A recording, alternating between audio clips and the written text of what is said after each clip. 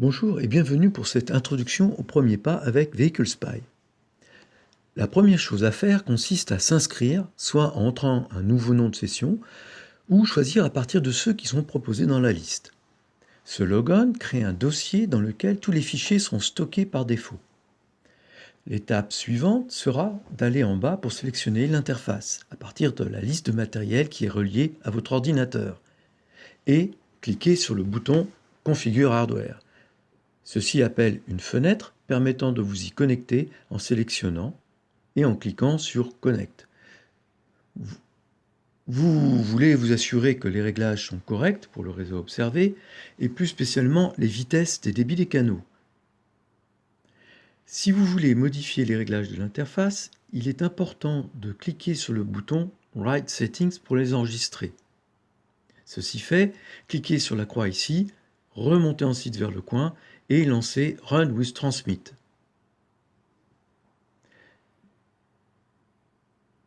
Vehicle Spy va comparer sa vitesse configurée dans le logiciel sur le PC avec celle qui est enregistrée sur l'interface. S'il y a une différence, cette vue va apparaître.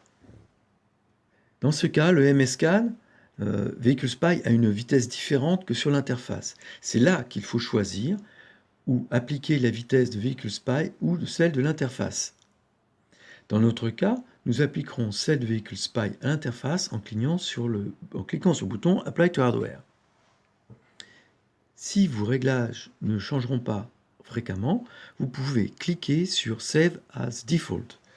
Ainsi, Vehicle Spy maintiendra ce réglage pour qu'à chaque fois que vous sélectionnerez ce logon, il sera le même. Maintenant, vous pouvez cliquer sur l'onglet Messages et vous assurer que tout fonctionne correctement. Comme vous voyez ici, tout semble fonctionner comme il faut. Si vous souhaitez que les informations envoyées par votre réseau soient plus parlantes, vous pouvez créer ou sélectionner une plateforme. Pour ce faire, remontez ici, appuyez sur Stop, retournez à l'écran de logon. D'ici, vous chargerez une plateforme ou en créerez une vous-même. Il y a plusieurs moyens d'accéder au réglage de plateforme. Vous pouvez cliquer sur le bouton Setup Network Database ou aller dans le menu Setup et cliquer sur Network Database ou cliquer sur le bouton Platform Setup. Allez à Setup Platform. Ensuite, choisissez à partir de la liste des plateformes disponibles. À défaut, vous pouvez en ajouter une et la créer. Pour cette vidéo, je vais utiliser cette plateforme créée précédemment. À partir d'ici, vous devrez sélectionner les réseaux correspondant à votre manip ou véhicule. Puis, cliquez sur Add. Ici, il y en a déjà un que je vais enlever et ajouter une base de données sélectionnée à partir de la liste déroulante. Dans notre cas, j'utilise une base J1939.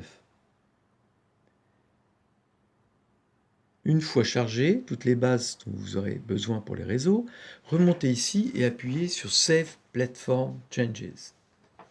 Maintenant, si vous revenez en ligne, certains des signaux seront convertis en données plus exploitables, plus faciles à comprendre, comme indiqué ici.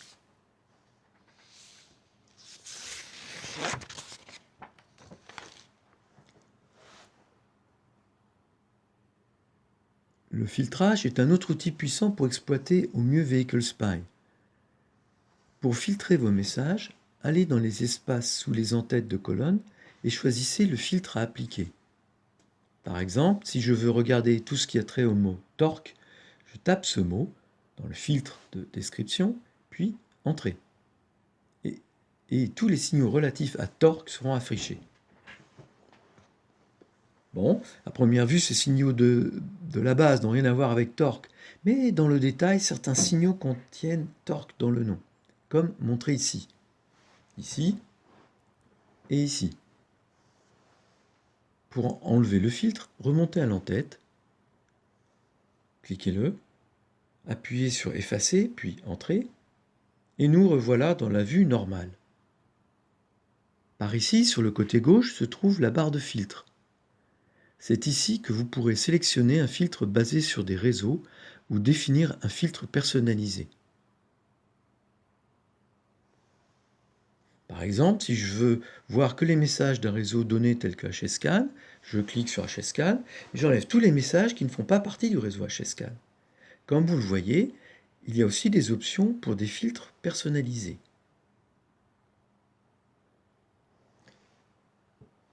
Ici, en haut, vous pouvez soit ajouter un filtre, soit ajuster un des filtres présents en cliquant sur le bouton de la troisième colonne.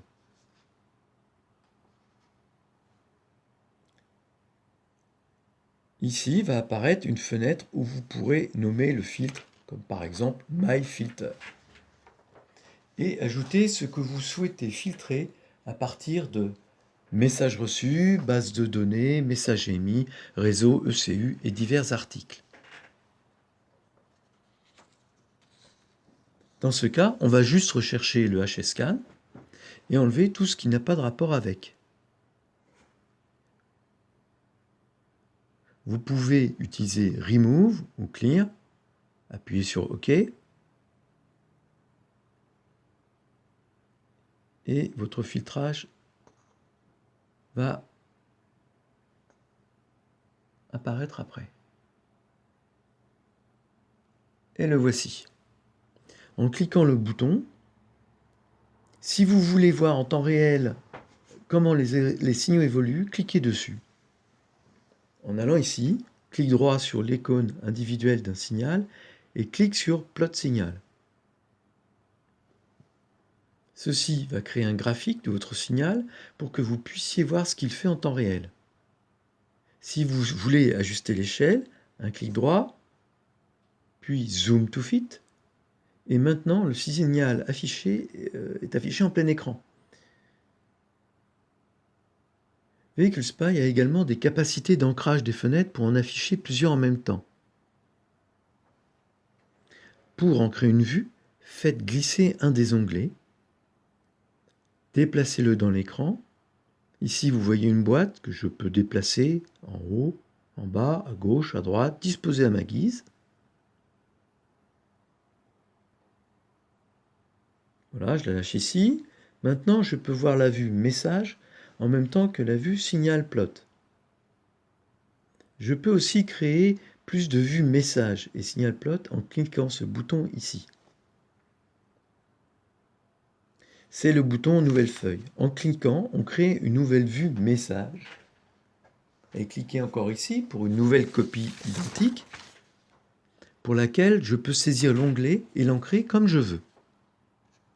Et en bas ici, je peux cliquer ce bouton pour ajouter un nouveau signal plot que je peux remplir avec d'autres signaux. Si je veux rajouter un autre signal à un graphe, je fais juste glisser le nom du signal dans le graphe et je le relâche. Et maintenant, ce signal sera également tracé.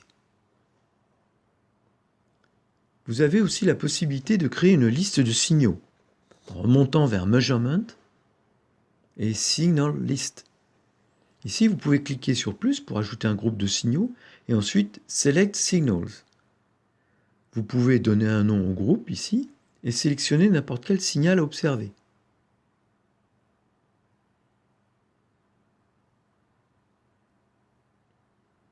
Par exemple, si je veux ajouter ceci, je double-clique dessus et je vais dans RX Message.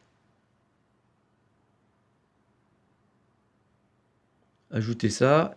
Si j'avais des messages transmis, je pourrais aussi les ajouter. Et quand j'ai créé mon groupe, je clique OK. Et maintenant, je peux voir mes signaux ici. Je peux aussi aller en bas et sélectionner un groupe différent. Par exemple, cliquez ici. Et maintenant, je vois ce groupe de signaux. Si vous voulez voir vos données pendant qu'elles sont transmises, cliquez sur Scroll et observez les données qui arrivent. Ça fait une masse d'informations à lire, cliquez sur Pause. Et regardez les données au fur et à mesure. Pour une datation plus parlante, cliquez sur Time Absolute pour voir les dates cumulées. Ainsi, vous pouvez comparer quand les signaux arrivent et dans quel ordre ils arrivent.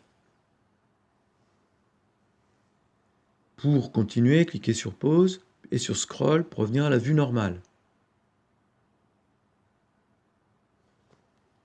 Vehicle Spy a un buffer qui sauve les données en permanence en arrière-plan. C'est représenté par cette barre. Le gris représente la taille du buffer et la petite barre noire représente la position actuelle dans le buffer.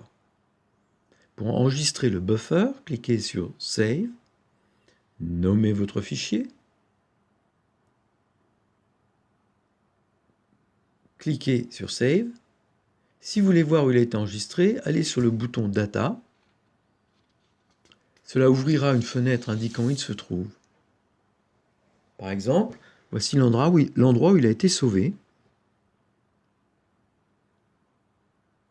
Si vous voulez ajuster la vue en colonne, allez en bas sur le bouton Colonne et sélectionnez dans la liste. Par exemple, Ford SCP, FlexRay ou J1939.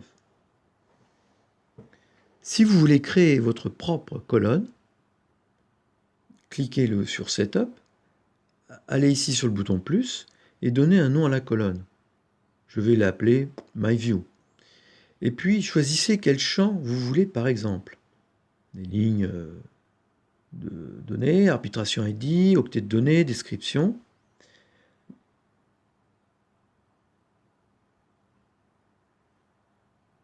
Vous pouvez réarranger l'ordre en déplaçant les flèches et enlever des champs avec le moins ou la touche clear.